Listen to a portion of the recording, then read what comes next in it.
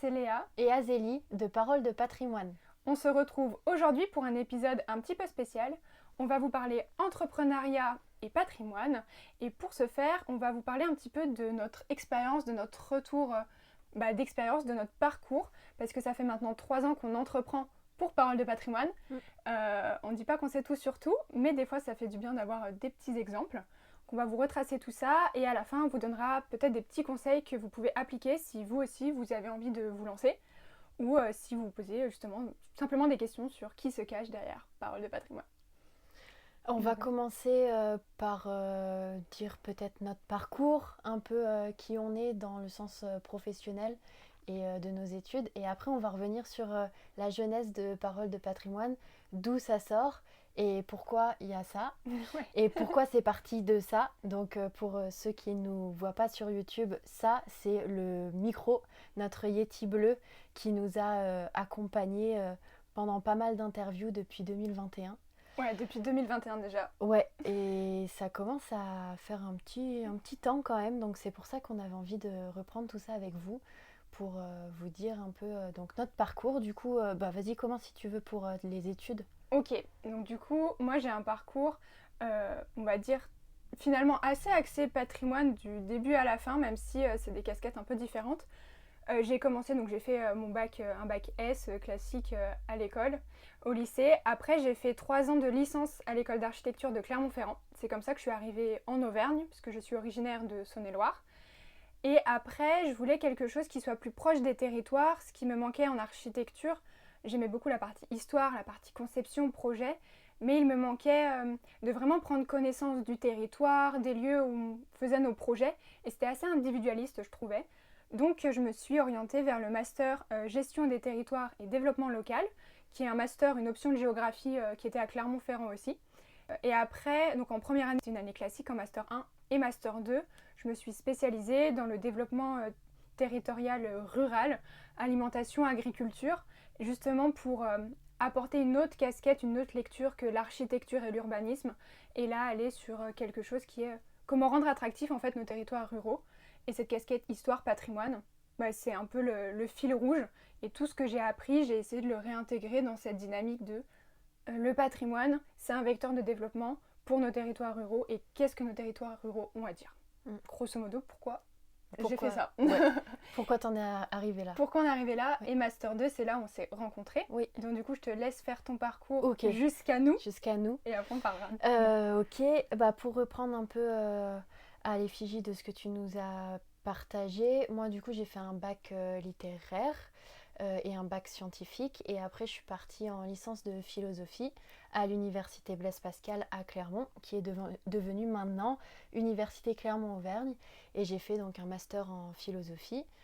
Et je voulais pas forcément trop passer les concours, le bac avait changé, donc on parlait plus de L, S ou ES, mais d'un bac plus général avec le grand oral, et ça me parlait pas vraiment d'enseigner dans ces conditions, et donc j'ai cherché un master qui allait me professionnaliser, et notamment dans la thématique des territoires ruraux, puisque du coup moi j'ai ma ferme en Creuse, et donc ça me tenait à cœur d'essayer de développer ces territoires. Et donc comme Léa l'a dit, et elle l'a très bien décrit le master, et c'est là où je l'ai rencontré, après ce master de philosophie, j'ai fait le master GTDL, donc gestion des territoires et développement local, à l'IADT, l'Institut d'Auvergne-Rhône-Alpes du développement des territoires à Clermont-Ferrand. Donc première année, c'est assez général sur la gestion des territoires et tout le millefeuille administratif, on va dire. On apprend un peu dans quel monde on va travailler. Et après, du coup, la deuxième année, c'est là où on s'est rencontrés à la rentrée en Master 2, le master qui est d'Intar, où c'était les dynamiques des territoires ruraux et l'agriculture et l'alimentation, les circuits courts, etc.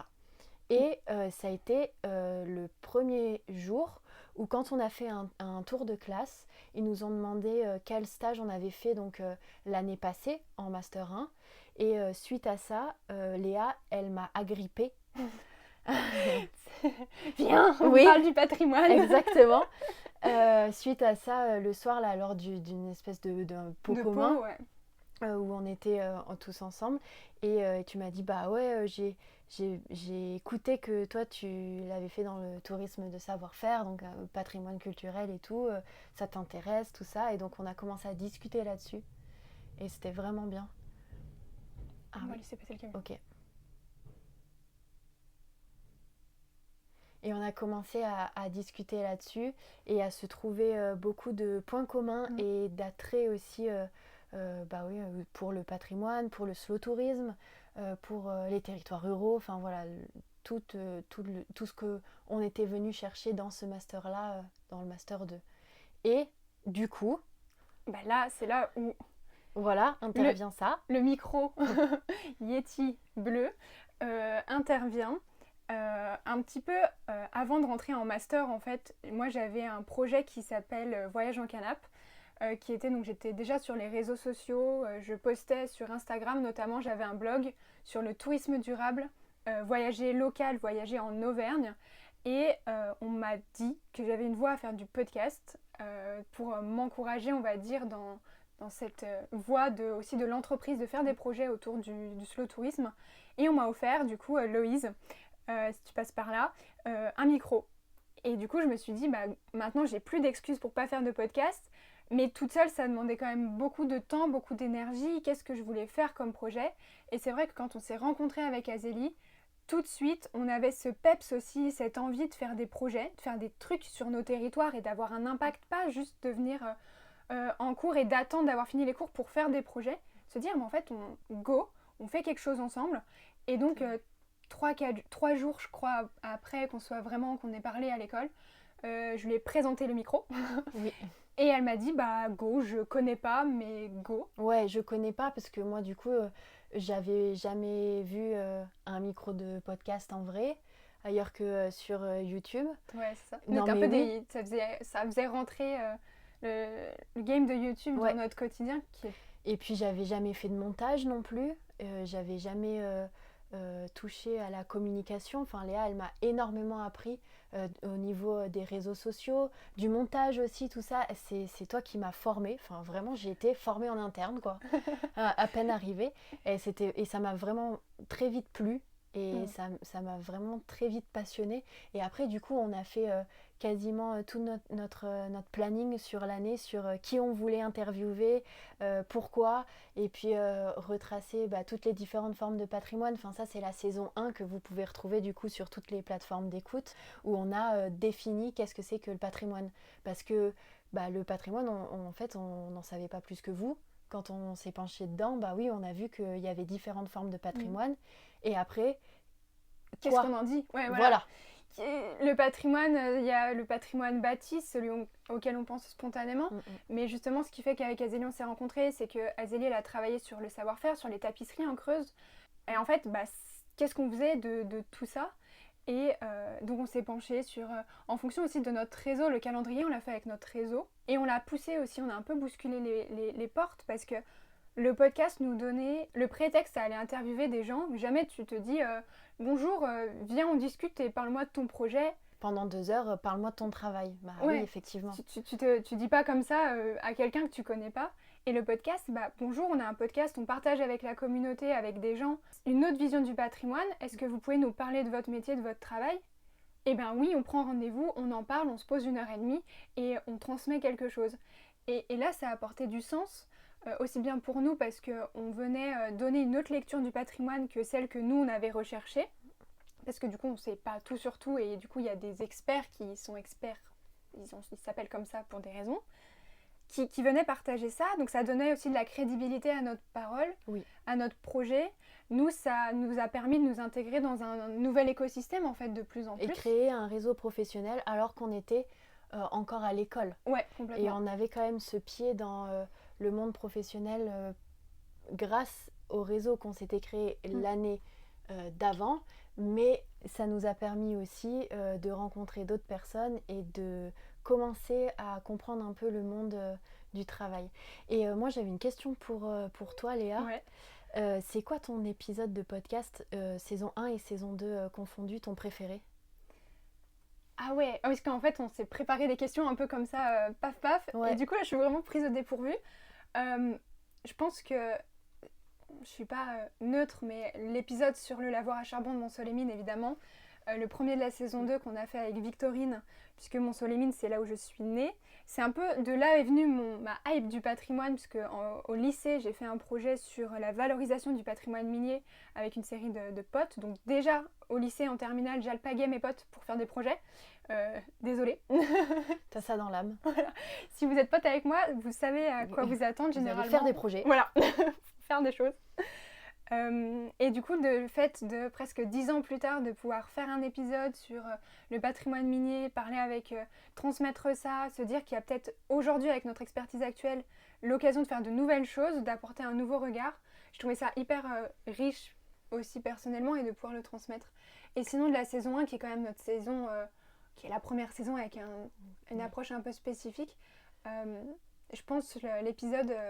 avec Laetitia et celui qu'on a fait toute seule sur le slow tourisme, parce qu'on a vraiment décloisonné sur un mode de vie, un mode de voyage, un mode de découverte que je trouve hyper riche en fait. Celui qu'on a prôné et qu'on prône toujours d'ailleurs. Ça a été, je suis d'accord avec cet épisode sur le slow tourisme parce que c'est ça qui a défini aussi notre vision de faire et notre vision aussi de visiter le patrimoine. Comment on le fait en fait. Et c'est important. Bah oui, parce qu'on en parle du patrimoine, mais comment on fait pour aller le visiter quoi. C'est là où on parle à tout le monde, entre guillemets. Enfin, où on est venu aller chercher les gens, les curieux.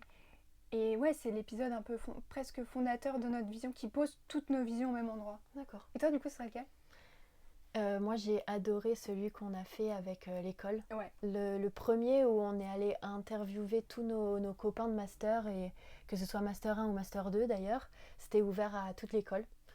Pour pouvoir dire qu'est-ce que c'est que ta vision du patrimoine. Il était ultra enrichissant et il était incroyable à tourner. Moi j'ai adoré l'enregistrer celui-là. Ouais. Et je pense que pareil, c'est un peu coup de cœur aussi, c'est avec monsieur Emmanuel Girard, le directeur de la Cité internationale de la tapisserie à Aubusson, qui a vraiment pris le temps pour nous, et je le remercie encore, de nous expliquer tout son écosystème. Et je l'aime beaucoup cet épisode. C'est aussi un peu un patrimoine de cœur. Et ouais, c'est les deux épisodes que j'ai bien aimés. Et le patrimoine thermal aussi, parce que... On s'y attend pas. Exactement. Tout ça, vous pouvez aller les écouter. C'est vrai que c'est des moments et des souvenirs qui sont un peu gravés. Franchement, c'est cool quoi, de s'être lancé là-dedans, alors que moi, si je t'avais pas rencontré, j'en serais jamais arrivée là. Donc ça me fait forcément, un truc. non, mais c'est vrai. C'est toi qui a dit go en fait. T'as le micro et vas-y, fais-moi confiance. J'ai fait vas-y, je vais lui faire confiance en fait.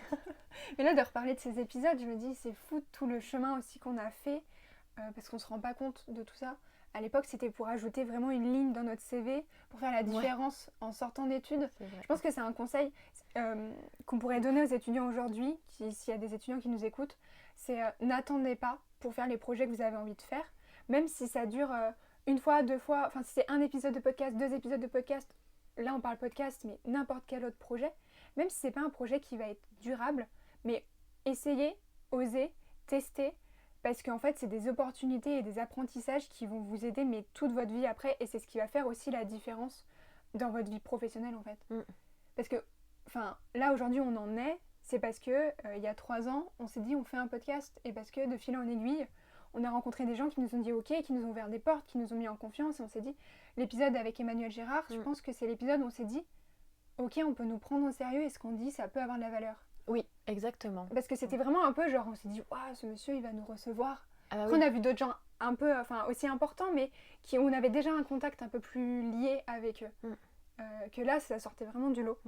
Et d'ailleurs, pour rebondir sur ce que tu dis, de fil en aiguille, on a dû approfondir justement notre vision de parole de patrimoine, et ça a été un moment où on s'est dit on va créer nos entreprises, nos 2 micro-entreprises.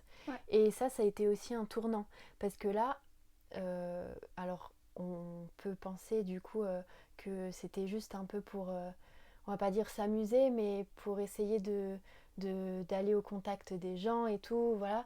Mais par contre, le jour où on s'est dit ok, on va créer nos micro-entreprises, et on va avoir des contrats, on va avoir de l'argent, enfin on va pas se mentir. Bah du coup là ça a été encore une autre étape qui est assez importante dans notre construction en fait. Ouais, ça c'était au final on a construit notre premier épisode, il est sorti en novembre 2021. Oui. On s'est rencontrés autour du 15 septembre, donc on a construit tout le mois d'octobre, on a sorti 1er novembre ou 2 novembre épisode collaboratif. Un an après, du coup, 1er octobre. Oui. 1er octobre 2022, nos entreprises respectives. Donc moi, ça amène à ma question. Toi, Zélie, quel est ton rapport à l'entrepreneuriat à ce moment-là du projet? Quand on a créé nos... Ouais, quand je te dis, là, il faut qu'on crée une entreprise parce qu'on va plus loin. Comment ça va avec cette idée? Bah, ça n'allait pas du tout. Voilà. Oui, alors là, moi, j'avais zéro vision de l'entrepreneuriat. Pareil, Léa, elle m'a tout appris là-dessus parce que moi, j'ai toujours grandi avec l'idée que j'aurais un patron et des missions. Mais du coup, être mon propre patron sur sa propre entreprise, bah, ça m'était jamais venu à l'idée. Et du coup, quand on s'est lancé là-dedans, bah, j'étais vraiment perdue, quoi. Mais non, mais vraiment, j'étais perdue parce que pour moi, c'est pas du tout intuitif. C'était pas normal. Ça l'est toujours pas. Ouais. On va pas se mentir, ça l'est toujours pas. Mais t'as su m'accompagner, me prendre la main et me dire vas-y, on saute ensemble et tant pis, arrivera ce qui pourra et puis feu. Et je regrette pas du tout, mais c'est vrai que on va dire mon ressenti au 1er octobre 2022, c'était de la peur. C'est vrai qu'en plus... C'était vraiment de la peur. Par rapport à ça, à l'entreprise, tu avais déjà aussi pas mal déjà à gérer. Mine de rien, tu gérais la ferme aussi. Oui. Et pourtant, tu es déjà un peu dans une gestion à ce moment avec la ferme. Et oui, mais c'est concret. Enfin, je sais pas comment dire, mais c'est plus concret. Une petite, vraiment, c'est même une mini exploitation agricole. C'est un peu plus concret que créer ton entreprise et ne pas savoir quel contrat tu vas avoir demain, quoi. Oui. Tu vois? Oui, alors que la ferme, tu sais que tu dois gérer tes moutons. Oui, tu sais à peu près. Il y a un process qui était déjà en place. Oui. Et que là, du coup, l'entreprise, c'était à nous de créer tous les process. Oui. Et comment on crée un process d'entreprise, comment on fait une entreprise viable et on gagne de l'argent et on parle aux clients et c'est ça. Quel prix. Je sais pas me vendre, tu vois. Et rien que ça, tu vois. Oui, c'est vrai. Moi, il faut que tu me dises les choses qu'il y a à faire, mais je vais pas dire coucou, je sais faire ces choses. Oui, mais en fait, ce que je trouve super riche dans ton positionnement, c'est que déjà tu t'es laissé porter, tu t'es dit go, je connais pas, je vais faire. Oui, je fais confiance. Hein. Bah, le podcast, au tout début, on était toutes les deux, on connaissait pas, mais c'est vrai que j'avais cette vibe, je veux faire des projets qui a toujours été là, et l'entreprise, moi je savais que je voulais monter ma boîte. Je sais pas pourquoi, après j'ai toujours été hyper bien entourée sur Voyage en Canap quand j'ai construit ça par cette vision de l'entreprise. Du coup, j'avais du background entre guillemets sur des notions, des concepts qui fonctionnaient, que j'ai essayé de transmettre à Zélie, de la rassurer aussi. Et je pense qu'il y a quelque chose de fort que tu as apporté dans la vision de Voyage en Canap, c'est qu'on ne se serait pas rencontrés. Je pense que je t'attendrai encore beaucoup sur plein de choses parce que ce qui me manquait dans Voyage en Canap, c'était un sens et qu'est-ce que j'avais à vendre derrière, entre guillemets. Et là, avec Parole de patrimoine, on avait à vendre une parole qui était on est des jeunes, on va parler du patrimoine de manière jeune, pour les jeunes, avec des outils nouveaux. Et on venait un peu changer les codes du digital, changer les codes de aussi entreprendre dans la culture et le patrimoine, c'est pas quelque chose qui est spontané, sauf si tu es historien ou que tu veux faire des études d'opportunité ou de la recherche. Là, on vient mêler des trucs hyper innovants avec du patrimoine qui est quand même quelque chose d'un peu ancien, un peu cloisonné. On est venu un peu toutes les deux se dire on va tenter des choses là et on verra ce qui prendra. Ouais. Et en fait, on s'attendait pas du tout à ça. Le premier client, c'est pour ça qu'on a construit nos entreprises en octobre 2022, un peu précipitamment. C'est Clermont 2028, l'association qui portait la candidature de Clermont pour être capitale européenne de la culture en 2028, qui nous contacte et qui nous dit on a le premier dossier à déposer là au mois de novembre et ça a été décalé en décembre du coup 2022.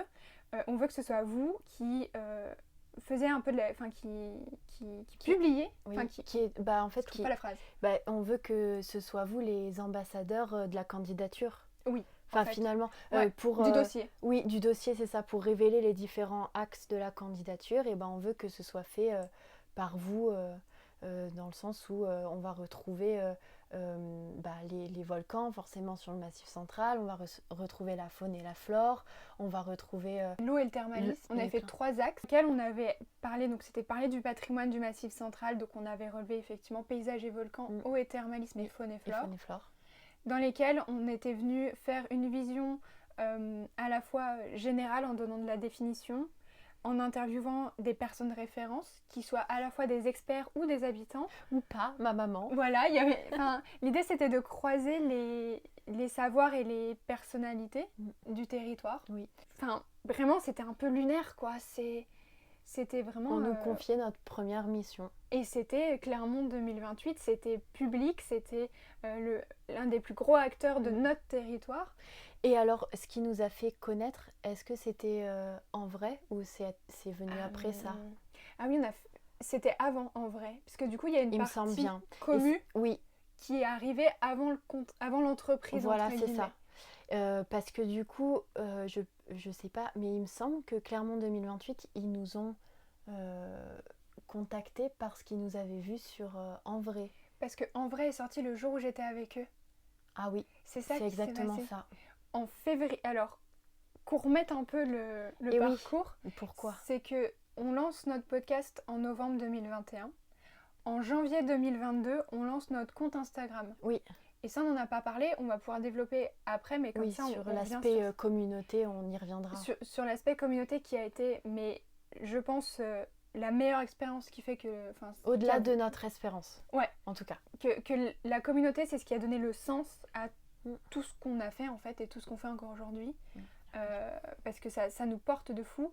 Et en fait, très rapidement, En Vrai, donc le média clermontois nous a contactés pour faire une interview de notre podcast. Oui, c'était les Dis-moi tout. Dis-moi tout. C'est le format Dis-moi tout. Vous êtes un peu les Stéphane Bern auvergnats. Stéphane Bern, notre goal ultime, on t'aime. Tout ce qu'on souhaite justement, c'est d'être les Stéphane Bern de l'Auvergne. J'adore les petits moutons.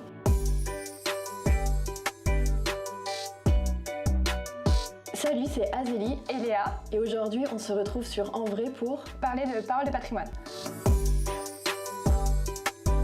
Comprendre, décrire, observer les patrimoines de nos territoires, que ce soit des villes ou des milieux ruraux. Mais aussi, le patrimoine, c'est très visuel et c'est pour ça qu'on essaye de développer la chaîne YouTube Parole de patrimoine aussi, pour montrer des belles choses. En fait, on se rend compte qu'il y a plein de péripéties ou qu'il y a plein de choses un peu fun. Il y a des anecdotes qui se créent d'avoir été découvrir le patrimoine. Et c'est sorti au mois de juin 2022 et c'était à l'époque, on était en stage. Moi, j'étais à la Route des Villes d'Eau avec Léa Lemoine. Coucou Léa. On était à La Bourboule avec Guillaume Delpirou, qui était chef de projet ou chargé de mission peut-être, je ne sais plus exactement son poste, avec Clermont 2028 et c'était une journée sur le thermalisme, donc il y avait toute l'équipe de Clermont 2028. On mange, on est sur une table au restaurant et là, En Vrai, ils nous disent la vidéo sort. Ouais. Comment ça? Comment ça? C'est-à-dire, parce que moi, du coup, pour contexte, j'étais aussi en stage et j'étais en plein tournage. T'étais à Boussac? J'ai accompagné une dame qui était là pour faire le magazine Rando et Balade sur un itinéraire de 3 jours en Creuse. Et du coup, on était au château de Boussac et du coup, je me souviens très bien d'avoir la notif. Genre, est-ce que c'est bon pour vous? On sort la vidéo. À 11h30. Et j'étais là, mais je suis au château. Genre, je peux pas contrôler et tout. Et là, ça a été un grand moment aussi. Ah, et moi, j'étais en réunion, en fait, et on pouvait pas regarder la vidéo avant qu'elle sorte. Donc la vidéo, alors allait qu'on sortir. l'attendait, cette vidéo. Elle allait sortir et on l'avait jamais vue. Depuis février, on savait presque même plus ce qu'on avait dit. On l'avait jamais vue. Elle allait sortir, on l'avait pas vue. Donc moi j'avais été aux toilettes il n'y avait pas de réseau et tout ça. Donc en fait la première fois où je vois la vidéo, c'est à table avec toute l'équipe de Clermont 2028. Et là l'équipe entend un podcast sur le patrimoine, comment ça? Et en fait, paf, carte de visite, parce qu'on avait des cartes de visite à ce moment-là. Bien sûr. Et en fait, on a commencé les discussions avec eux. assez rapidement en fait parce que du coup on les a vus en juin. Juillet, août, on a calé ça. Octobre, on a fait l'entreprise pour pouvoir déposer nos devis légalement. Et puis après, novembre, décembre, on a préparé. Janvier, entre décembre et janvier, on a fait tous les tournages. Février, on a publié. Oui. Février, mars. Et ça a été notre première mission. Grosse mission en plus. Une grosse mission. Qui a duré 3-4 mois, quoi. Oui. Et après, pour parler un peu des missions de Parole de patrimoine, on a ce volet communication qui est important, un peu ambassadeur du patrimoine de vos territoires, comme on aime bien le dire. J'aime bien cette phrase, ouais. Ça, c'est pas mal. Donc, gros volet communication, mais on a aussi un volet qui est accompagnement, parce que ça, grâce à notre master, on a les capacités aussi de développer des projets et d'accompagner les territoires à justement développer ces projets. Donc ça, c'est possible aussi. Après, sinon pour les contrats qu'on a eus, globalement, c'était de la communication. Ouais, beaucoup. Beaucoup de communication et de la vulgarisation aussi. Le dernier avec la métropole de Clermont, sur Blaise Pascal, les 400 ans de Blaise Pascal. Avant, on avait fait Pays d'Histoire sur le patrimoine le long du parcours du Tour de France. En fait, au début, étonnamment, on avait fait le podcast, mais ce qui a marché, c'est justement les réseaux sociaux. C'était, en fait, on faisait des missions d'influence, de blogueurs voyage, entre guillemets. Pourtant, à ce moment-là, on avait 1000 abonnés. C'était pas énorme, c'était même pas beaucoup pour être rémunéré pour faire ça. Mais ce qui comptait, c'était en fait le savoir, entre guillemets, et de la manière dont on le transmettait.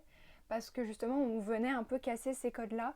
Je pense que du coup, il y a un petit tips qui est là aussi, si vous avez envie d'être sur les réseaux sociaux, de développer votre projet d'entreprise ou de votre projet de créateur de contenu. L'idée, c'est pas de faire comme les autres, c'est de développer votre différence, de pas hésiter à créer des formats, même pas rémunérés, mais d'aller rencontrer des gens, de faire des choses un peu qui fait que vous créez votre légitimité, vous avez des exemples en fait de ce que vous faites concrètement. Et c'est là où en fait la bascule se fait, parce que Clermont 2028, on vulgarise le dossier, on a 750 abonnés à ce moment-là. Oui. On est rémunéré clairement pas pour la visibilité, mais pour la manière dont on va apporter quelque chose. Et après, les vidéos, elles servent à justement transmettre ce discours-là. Les territoires avec lesquels on travaille, l'objectif, c'est qu'ils utilisent aussi ces sujets-là, ces vidéos-là, pour aller plus loin dans leur réflexion. Ouais. Au-delà du contenu vidéo, effectivement, sur la partie accompagnement, tu en parlais, je pense que c'est aussi... on accompagne sur la question de créer des projets innovants, à impact, qui soit... En fait, on part du numérique. Selon toi, mais qu'est-ce qui fait on n'est pas que dans la finalité numérique. Ce qui compte, c'est que les gens se déplacent, les gens viennent, les gens passent un bon moment et dirais la commune, le patrimoine. je pense qu'il y a 3 choses. Donc c'est ça aussi qu'on a petit à petit mis en place dans nos projets, dans notre posture. On ne se contente pas de faire un projet digital, de faire une campagne de com, de dire ça aussi pour conseiller, accompagner sur comment on peut utiliser les vidéos. Elle dépasse énormément de choses. Et aussi comment notre complicité qui aller plus loin dans leur communication et sur la manière dont on se fait confiance et dont on se complète sur les compétences dans notre posture à ce moment-là. Parce qu'au début on connaissait rien toutes les deux, même si j'avais cette casquette entreprise et com, le reste on l'a appris sur le tas ensemble. Donc ça c'est la première force et on teste, on y va en fait, on n'a pas peur. La deuxième force c'est la commu. Ouais. Donc ça on n'en a pas parlé encore trop, je pense qu'on va pouvoir en parler après. Et la troisième chose c'est qu'on cherche à se différencier en fait, on fait notre truc à notre sauce avec notre voix, notre personnalité. Et je pense que c'est aussi ça que les marques viennent, les territoires, les marques, les gens viennent chercher auprès de nous, c'est que on cherche pas à rentrer dans le moule du patrimoine ou de la culture.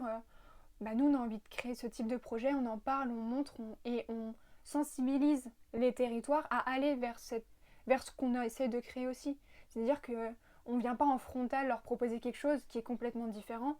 On les amène petit à petit en les prenant par la main, en testant, en leur proposant des choses plus ou moins rémunérées aussi. On fait des concessions pour leur apprendre à franchir le cap, d'aller vers ce type de projet un peu différent. Et de faire confiance aussi à ce type d'entreprise qui n'est aussi. Pas donné à tout le monde. De comprendre qu'on peut faire confiance à deux jeunes qui ont chacune leur micro-entreprise et qui ne sont pas justement, affiliés au département, à la communauté de communes ou quoi. Ouais, c'est ça. De créer la légitimité, au final, la commu et les réseaux sociaux, c'est ce qui nous a créé la légitimité pour aller plus loin, je pense. Ok. Du coup, toi, la commu, qu'est-ce que tu pourrais nous... Sur Qu'est-ce que t'en dis comme ça? sur la communauté Ouais. Parole de patrimoine. Comment on en est arrivé à la construire et qu'est-ce qu'elle veut dire pour toi? Moi, elle veut dire du soutien. Parce que vraiment, pour moi, c'est du soutien, c'est de la force. C'est bateau, hein, parce qu'on entend ça partout. Chaque personne un peu médiatique, même si c'est pas notre cas, mais je sais pas trop comment dire, mais qui ont une communauté, ils vont dire c'est la force et le soutien. Mais en fait, c'est tellement vrai, parce qu'à chaque fois qu'on a fait des projets et tout, il y a... Les commentaires. Ouais. Et en fait, c'est incroyable parce que ça te donne la légitimité, ça t'appuie aussi sur ta posture et de se dire, en fait, on fait pas ça pour rien, c'est pas dans le vent et il y a d'autres personnes qui ont ces mêmes valeurs et du coup, ça rassure. Et ça rassure notamment par ces temps difficiles au niveau politique ou pas, mais peu importe, on voit qu'il y en a qui ont les mêmes valeurs que nous et du coup ça fait chaud au cœur en fait, c'est du soutien. Moi c'est ce que j'aime. Ouais, je partage vraiment ce côté où que ce soit pour les projets pro ou les projets qu'on a menés spontanément pour ce qu'on crée au quotidien, oui. En fait on le fait, on sait pour qui on le fait. Ça peut être même une personne, deux personnes, trois personnes. En fait ces personnes-là, juste les retours qu'on a, on se dit on le fait pas pour rien. Et même de base on le fait pour nous aussi de partager, mais c'est pour aussi aller toucher des gens, rencontrer des gens. Les personnes qu'on a rencontrées grâce à la commu, c'est fou. En fait, quand on a lancé la commu au mois de janvier pour le podcast, au final, notre commu, le podcast, c'est pas forcément son souci. Non. On voulait créer un compte pour le podcast, mais au final, les personnes qui sont venues vers nous, c'est des personnes comme nous dans nos valeurs, mais aussi dans le profil, qui sont des jeunes qui veulent parler du patrimoine, qui sont soit étudiants, soit jeunes actifs, soit entrepreneurs, mais qui soient juste passionnés en fait de visite, etc. C'est une cible très professionnelle. Au final, oui. Qui cherchait à trouver des gens qui ont les mêmes aider. Valeurs. Ouais, qui ont les mêmes valeurs et qui pouvaient les aider, discuter. Ça rassure de se dire en fait je suis pas le seul jeune qui aime le patrimoine et qui a envie de faire des choses un peu perdu dans son coin. On est venu rassembler un peu ça et c'est peut-être... au-delà de partager le patrimoine sur nos réseaux, on partage des manières de faire, de points de réflexion, des ateliers, des projets, et des projets qu'on donne à notre commu pour que la commu se l'approprie aussi, et on fait grossir les projets. Là, on va parler de l'exemple des cartes postales. Voilà, c'est assez incroyable quand même, parce que du coup, Léa et son meilleur ami Ludovic, si tu passes par là, on pensait et on réfléchit à un projet pédagogique avec donc les élèves de Ludovic, qui est maître des écoles, dans une classe Ulysse. Donc c'est des enfants qui sont en situation de handicap, et que ce soit mental ou moteur. Qui peuvent avoir des difficultés. Et donc, de vos discussions sans fin, puisque comme on rappelle, à partir du moment où on est amis avec Léa, il y a des projets. Donc Ludo n'y a pas coupé. Et ça a pondu un projet pédagogique avec la classe de Ludovic, justement, à Charolles. En Saône-et-Loire, justement, retour aux sources. Exactement. Sur la carte postale. Parce que quoi de mieux que la carte postale pour illustrer le patrimoine des vacances, le patrimoine du territoire sur lequel on est, le patrimoine de la ville, etc. Et en fait, là, on a demandé à la communauté de Parole de patrimoine, qui s'appelle les paroliers et les parolières, parce qu'ils portent la voix du patrimoine, d'envoyer justement des cartes postales pour essayer de faire connaître justement qu'est-ce que c'est que cet instrument de communication auprès des élèves. Et c'est là où, en fait... la commu a participé spontanément à donner de leur temps, à donner de leur argent aussi, parce que pour la plupart, je crois qu'il n'y a personne qui a envoyé qu'une seule carte postale, tout le monde a envoyé au moins 2 cartes postales, a fait des lettres spécifiques, des enveloppes spéciales, ou est parti en vacances et s'est dit je vais en vacances là le mois prochain, je vais en profiter pour prendre des cartes. Tout le monde a joué le jeu à 200%, et au-delà de ça, on a créé un groupe où on se partageait des conseils aussi. Nous, on devait intervenir dans une classe avec 33 élèves c'était pas notre cam. On était vraiment, enfin de base nous, on fait du digital, on fait nos trucs dans nos coins, on est sur les territoires toutes les deux. Là on allait être avec plein de gens, des gens qui sont petits en plus, Des enfants, quoi. des enfants finalement. Et on devait pendant 2 matinées leur proposer des ateliers, donc on n'avait jamais fait ça, on savait pas trop aussi comment ils allaient s'approprier le truc, enfin comment on parle à des enfants. C'était des CE1, CE2 et du coup les élèves de Ludovic qui sont entre le CP et le CM2, mais qui sont aussi des élèves un petit peu, ça peut être un peu plus compliqué de leur transmettre quelque chose de manière scolaire en tout cas. Donc il fallait vraiment s'adapter au CE1, CE2, mais aussi à la cible un petit peu, enfin au profil un peu plus différent au cas par cas. Et la commune nous a aussi vraiment rassurés, puisque dedans il y avait des guides aussi, des médiatrices qui nous ont expliqué comment elles géraient les classes, et ça nous a aussi apporté de la force. On s'est dit mais en fait on a une idée de projet, la commune elle est là, elle le rend encore plus grand, encore plus de sens, et nous on le met en place, et en fait tout ça fait une sorte de boule de neige hyper positif dans tous les sens quoi, pour tout le monde. Oui, À chacun. et elle nous ressemble cette communauté, mais c'est parce que je pense qu'on a toujours fait en sorte de faire passer en tout cas nos vraies valeurs. Ouais. Et il n'y a pas eu on n'a jamais eu vraiment de problème en fait sur Non, les réseaux on n'a sociaux. pas eu de ni rien. haters, on n'a pas Non. eu de personnes avec qui ça n'a pas matché. Non. Ou en fait, si ça ne matchait pas, les gens ils nous parlent pas quoi. Enfin, Oui, et ils viennent pas, et puis voilà. c'est ça, Et en fait, c'est une communauté qui nous ressemble beaucoup. vraiment. Et je pense qu'il y a un exemple justement, je t'ai préparé un petit truc. Bon, tu t'es spoilé un peu avant le podcast. Mais Ah, c'est ce que j'ai vu. oui, en gros, là, on a donc pour ceux qui regardent, je sais pas si ça reflète ou pas. Bref, je l'incrusterai sinon. Ça fait un peu move de youtubeuse. Cette photo. Ouais, et oui, cette photo. Il y a Alors quoi là, sur pour cette ceux qui photo nous écoutent en podcast, Léa vient de me donner une photo de justement plein de paroliers et de parolières au château de Léontoin. On avait fait un week-end de paroliers justement, où on avait invité toute la communauté, tous ceux qui voulaient venir, ils pouvaient venir. C'était donc en Septembre 2022. septembre On n'avait pas 2022. créé notre boîte encore. Oui, c'est ça, en septembre 2022. Et moi, quand tu me donnes cette photo, pour moi, c'est quelque chose d'assez incroyable d'avoir pu réaliser un week-end où on a invité toutes ces belles personnes-là. On a tous le patrimoine en commun et la passion du patrimoine. Et en fait, moi, cette photo, elle m'inspire tellement plus, quoi. J'ai envie de le refaire et de le refaire mais fois 1000, quoi.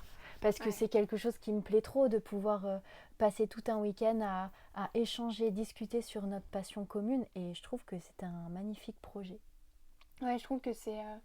Aussi, cette photo, elle marque un tournant aussi dans On parle de patrimoine, parce qu'on est passé du digital au concret sur la commune. Exactement. Il y a des personnes sur cette photo avec lesquelles Azélie n'avait jamais échangé, puisque c'est moi essentiellement qui gère les réseaux. C'est important de le mentionner, ça, parce que, par un manque de temps, mais aussi par un manque de fibre du réseau social, quoi. C'est ce que je disais, Léa, elle m'a tout appris sur Insta, sur LinkedIn, tout ça.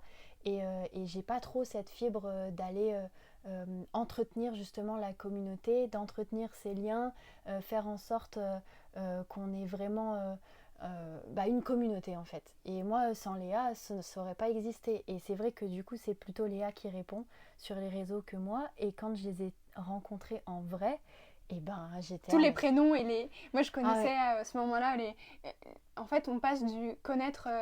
voir les photos de profil, voir les pseudos, à connaître les prénoms, à connaître l'histoire derrière les prénoms, à voir les visages. Et en fait, là, personne ne se connaissait entre eux. La seule point de chute, c'était moi, à différents niveaux, en fait. C'est ça. Ça a matché, mais c'était incroyable. C'était une parenthèse. Tout le monde a été d'accord pour se le dire.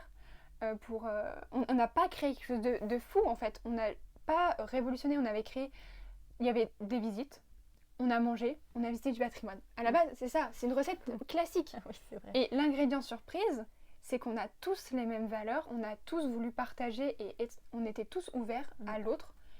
Et ça a créé, les personnes qui sont là, ont créé après des projets entre eux. Nous, on les connaît encore aujourd'hui, etc. On se voit évoluer tous. Et je trouve que c'est ça, cette photo, elle exprime parole de patrimoine, quoi. Oui, je suis d'accord. Merci beaucoup de me l'avoir montré. Ça me fait chaud au cœur. Elle est sur mon tableau de visualisation, parce que c'est oui. parole de patrimoine, quoi. Et justement, tu disais, on peut parler un petit peu des projets à venir. Oui. Sans trop en dévoiler, parce qu'il y a des choses qu'on construit minutieusement, notamment avec Ludovic aussi, parce que justement, boule de neige, commu, projet pédagogique, etc., ça a été aussi une chouette expérience, et on a envie d'aller plus loin dans tout ça, plus loin dans la commu. Donc on construit quelque chose d'assez fort, on espère, pour la rentrée. Donc on vous en parlera le moment venu, avec des supports dédiés. Mais ça ne s'arrête pas. Là, ça a été une année, cette année peut-être, où il y a eu moins de projets avec la commu. On n'a pas été, effectivement, depuis 2022, on n'a pas refait de week-end des paroliers, parce que du coup, Azélie, elle est à temps plein à côté chez Creuse Tourisme. Ça, on a fait un épisode sur le slow tourisme, etc. Donc, c'était mon podcast à moi, Canapé Bleu, qui est en ligne aussi sur toutes les plateformes, si vous voulez aller écouter plus le côté un peu... le côté d'Azélie, ce qu'elle fait dans son boulot sur le tourisme durable, le circuit court, la Creuse, la ferme, etc. On en parle plus à ce moment-là. Donc du coup, on a été pris par ce temps-là, la posture d'entreprise qui nous a pris beaucoup de temps aussi. Mais voilà, 2024, c'est aussi l'année où on a envie de relancer des choses, qui a aussi une demande de la commu. Donc on écoute, on travaille dessus pour revenir de la bonne manière, de la meilleure des manières sur ça, je pense. Voilà, grosso modo, sur les projets. Oui, j'ai une autre question pour toi.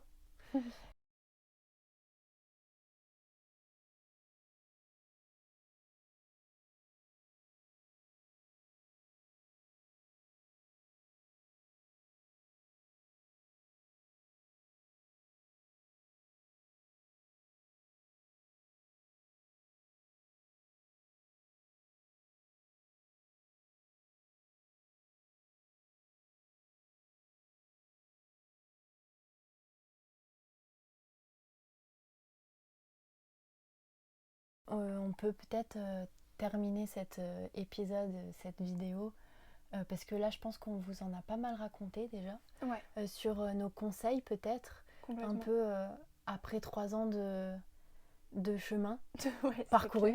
3 ans, punaise. Les conseils qu'on pourrait donner justement à tous ceux qui nous écoutent, ceux qui ont peur de se lancer. D'ailleurs, ce serait mon premier conseil, ça.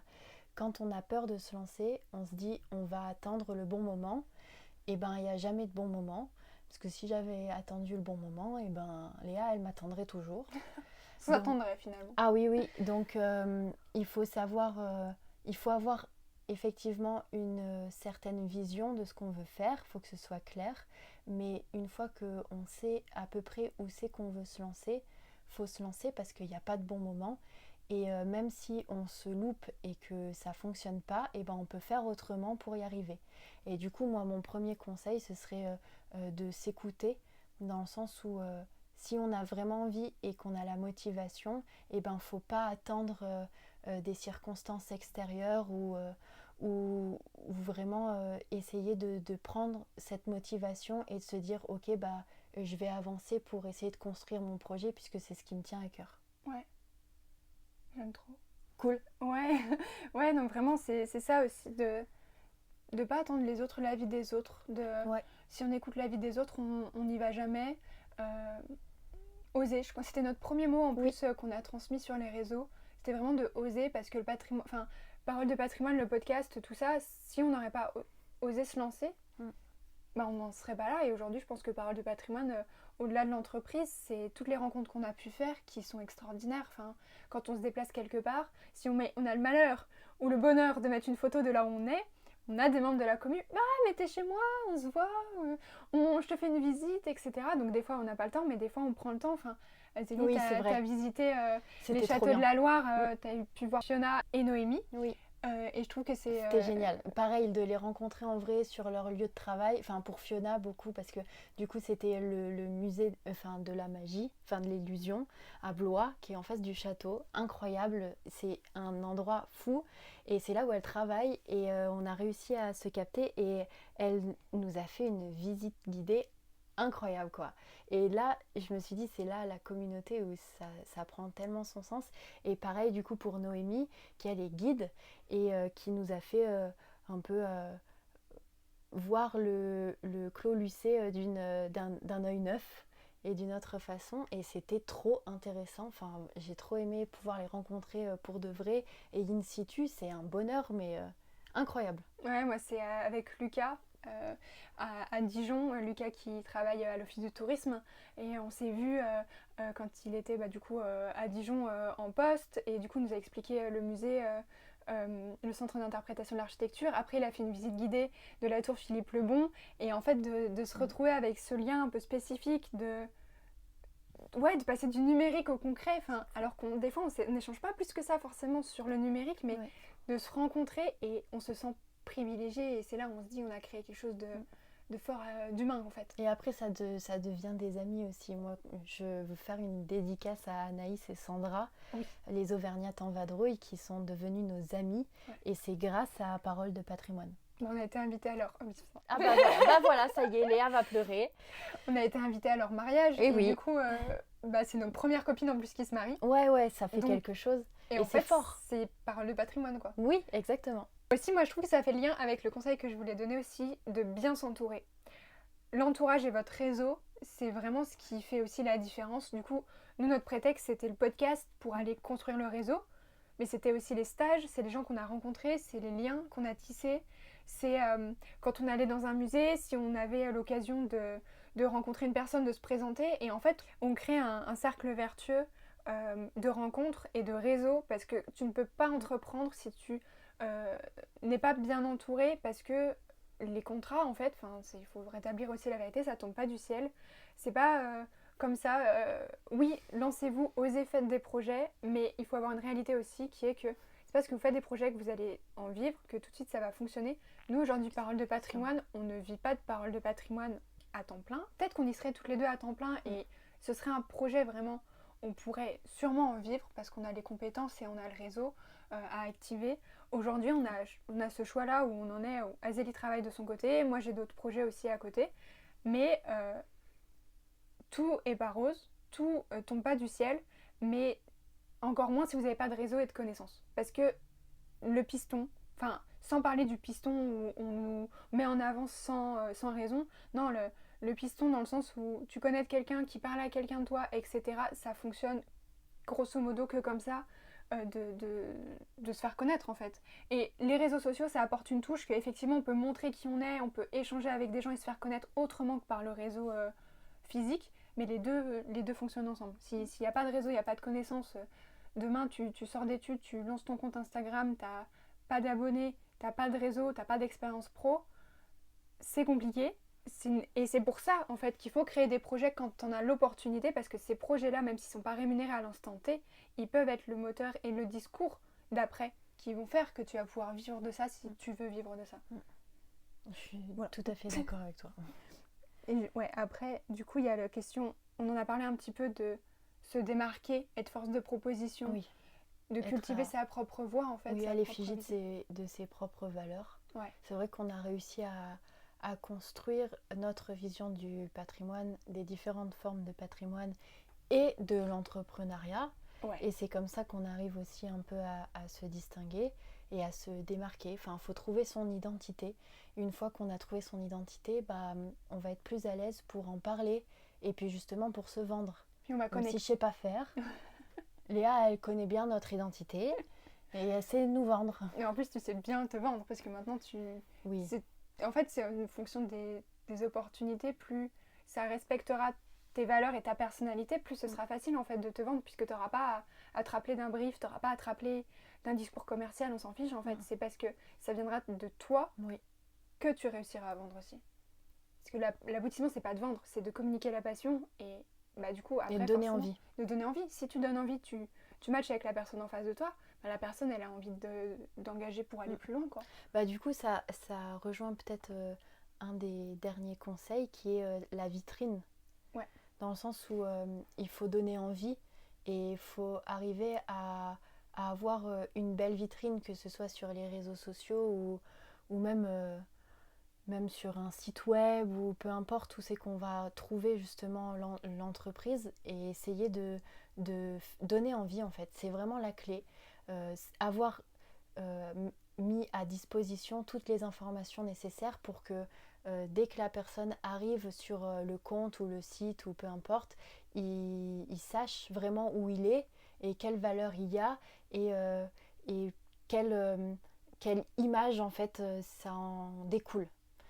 C'est ça aussi ce qu'on aime bien faire sur Instagram, c'est un peu genre la vitrine du patrimoine qu'on porte. Ouais, c'est aussi de créer le potentiel à partir de ce que vous avez déjà fait et de le valoriser, de le mettre en avant. Donc on a parlé de faire des projets aussi, d'oser les faire, mais aussi c'est de faire le point sur ce que vous avez déjà fait avec les études, projet d'études, stage, ce que vous faites en vacances, votre blog, ce que vous aimez faire, si vous aimez lire, peu importe.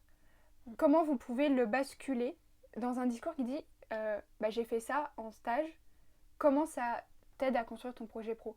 Nous, parce qu'en fait quand tu sors d'études, t'as pas d'expérience professionnelle, on nous fait croire qu'on n'a pas d'expérience professionnelle.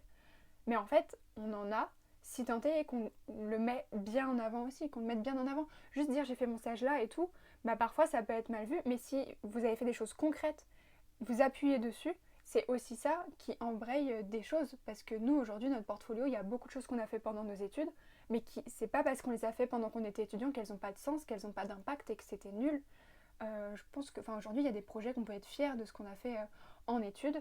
Et c'est ça aussi qui crée la vitrine, c'est de mettre en avant qu'est-ce que vous mettez en avant, quel discours vous mettez en avant, quelles compétences, etc. Et le digital permet de créer une certaine aussi légitimité de ce qu'on fait. Merci beaucoup de nous avoir suivis dans cet épisode peut-être un peu chaotique, avec un peu de rebondissement.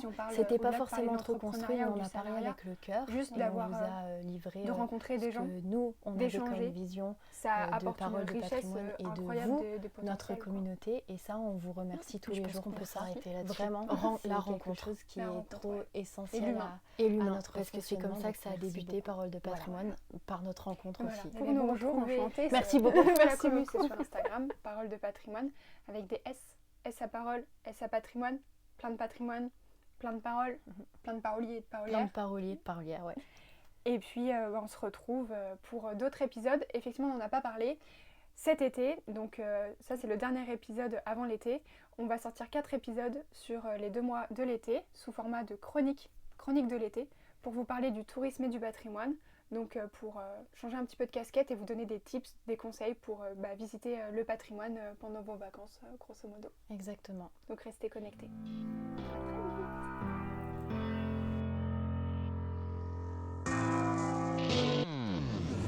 Nous espérons que ce nouvel épisode vous aura plu.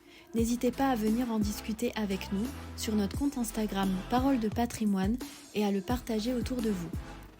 Pour nous aider, nous vous invitons à laisser votre avis et à noter le podcast 5 étoiles sur Apple Podcast et Spotify et à vous abonner.